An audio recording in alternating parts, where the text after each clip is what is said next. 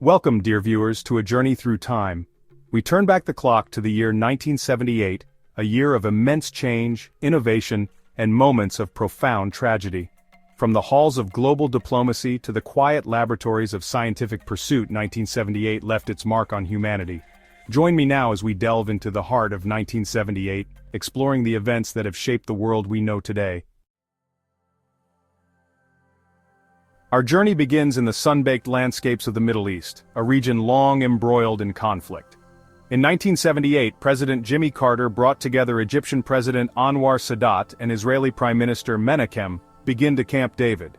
For 13 tense days, these three men labored tirelessly, seeking to bridge decades of mistrust and animosity. The stakes could not have been higher. The Camp David Accords, signed on September 17, 1978, marked a watershed moment in the Arab-Israeli conflict. For the first time, an Arab state, Egypt, formally recognized the State of Israel, a monumental step towards peace. The accords laid the groundwork for peace negotiations, offering a glimmer of hope for a more stable future. From the geopolitical stage, we shift to the realm of scientific discovery. In Oldham, England, a seemingly ordinary birth heralded a new chapter in human history. On July 25, 1978, Louise Brown, the world's first test tube baby, was born. This wasn't just the arrival of a new life, but the dawn of a new era in reproductive science. The birth of Louise Brown was a resounding triumph over infertility, the culmination of years of research and experimentation in the field of in vitro fertilization or IVF.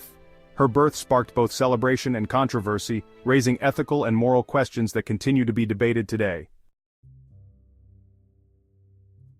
From the miracle of life, we turn to a stark reminder of the fragility of human existence. 1978 witnessed one of the most harrowing events in modern history, the Jonestown Massacre.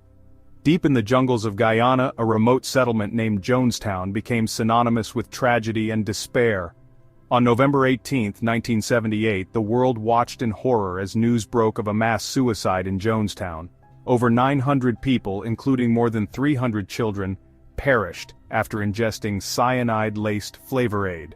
The Jonestown Massacre exposed the dark side of charisma, the dangers of cult mentality, and the devastating consequences of blind faith. Chapter 4. Garfield enters the scene. From the depths of tragedy, we turn to a lighter note, to the world of comics and a lasagna-loving feline who would capture the hearts of millions.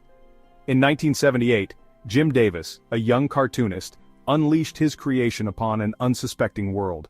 His name, Garfield.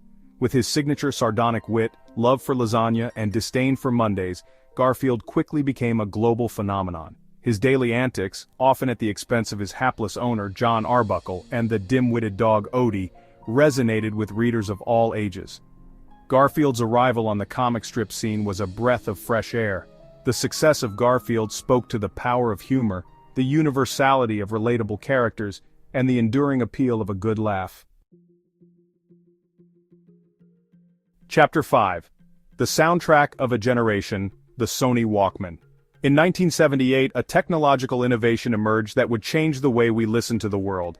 It was the dawn of the personal music player, and at the forefront of this revolution stood the Sony Walkman. The Walkman, a sleek portable cassette player, allowed music lovers to take their tunes on the go, creating a personal soundtrack for their lives. The impact was nothing short of revolutionary. The Walkman became synonymous with youth culture, a symbol of individuality and freedom. It revolutionized the way we consume media, paving the way for the personal technology boom that would follow. The Walkman's legacy is undeniable, forever changing the way we experience music and the world around us. Chapter 6. Setting Sail for a Greener Future. The Rainbow Warrior. 1978 also marked the launch of a different kind of vessel, one dedicated to the preservation of our planet. This was the Rainbow Warrior, the flagship of the environmental organization Greenpeace. Christened the Rainbow Warrior, this former fishing trawler embarked on its maiden voyage in 1978, a mission to disrupt Icelandic whaling operations. The Rainbow Warrior became synonymous with Greenpeace's mission to ensure the ability of the Earth to nurture life in all its diversity. Its legacy is one of courage, determination, and an unwavering commitment to safeguarding our planet for future generations. Chapter 7. The ring heard around the world, the first cellular mobile phone. Imagine a world without mobile phones, a world tethered to landlines and the tyranny of distance. On April 3, 1978, Martin Cooper, an engineer at Motorola, placed a call that would reverberate through history. It was the first public call made from a handheld cellular mobile phone, a device that would fundamentally reshape communication as we knew it. The phone itself, a far cry from the sleek devices we carry today, was a bulky 2-pound behemoth affectionately nicknamed the Brick. The ability to make and receive calls from anywhere, untethered from the constraints of landlines, was a game-changer. It heralded a new era of instant communication, connecting people across continents and shrinking the world in the process. The ring heard around the world in 1978 was the sound of the future arriving. Chapter 8. Space Invaders, a galaxy of entertainment. From the world of groundbreaking communication technology, we venture into the burgeoning realm of video games. 1978 witnessed the birth of a legend, a game that would captivate a generation and lay the foundation for a multi-billion-dollar industry. That game was Space Invaders. Created by Tomohiro Nishikado, Space Invaders was a deceptively simple yet utterly addictive game. Players took control of a laser cannon, tasked with fending off waves of descending aliens intent on conquering Earth. Space Invaders became a global sensation, transcending cultural barriers and cementing its place as a cornerstone of video game history. It was a cultural phenomenon, a testament to the burgeoning power of video games as a form of entertainment. Chapter 9. Argentina's Triumph. A nation united in victory. In the realm of sports, 1978 belonged to Argentina. The FIFA World Cup, held that year on Argentinian soil, saw the host nation rise to the occasion, captivating the world with their dazzling display of footballing prowess. Led by the legendary Mario Kempes, Argentina embarked on a World Cup journey that would forever be etched in the annals of football history. From their opening match to the thrilling final against the Netherlands, Argentina showcased a brand of football that was both breathtaking and ruthlessly efficient. The atmosphere in Argentina during the tournament was electric, and then, on June 25, 1978, Argentina overcame a valiant Dutch side to lift the coveted World Cup trophy for the first time in their history. For Argentina, the 1978 World Cup was more than just a victory. It was a moment of national pride, a symbol of unity and resilience. Chapter 10. A Step Towards Equality, the Susan B. Anthony Dollar Coin.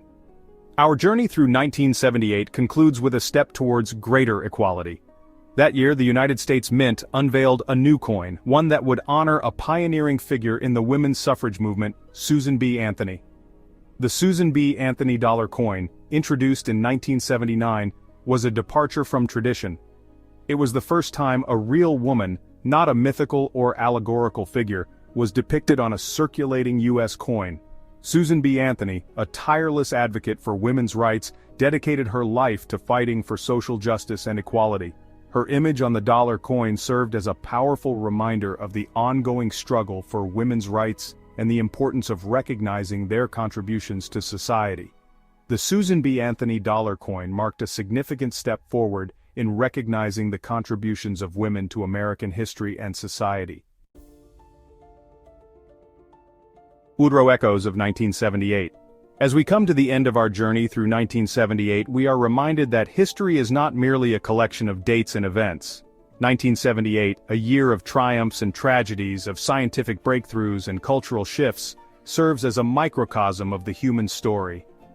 Thank you for joining me on this exploration of 1978, a year that, in its own unique way, shaped the world we know today.